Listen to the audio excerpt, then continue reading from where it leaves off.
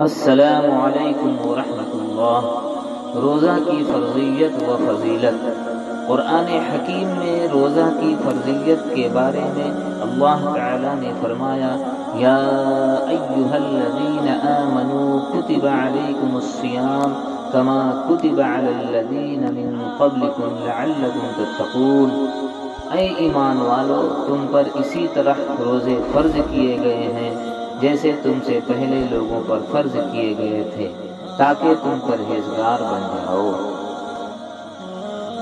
حضرت ابو ہریرہ رضی اللہ عنہ سے مروی ہے کہ حضور نبی اکرم صلی اللہ علیہ وآلہ وسلم نے روزہ کی فضیلت بیان کرتے ہوئے فرمایا، من صام رمضان ایمانا واحتسابا غفر له ما تقدم من ذنبه۔ جس نے بحالت ایمان ثواب کی نیت سے رمضان کے روزے رکھے، اس کے سابقہ گناہ معاف کر دیے جاتے ہیں۔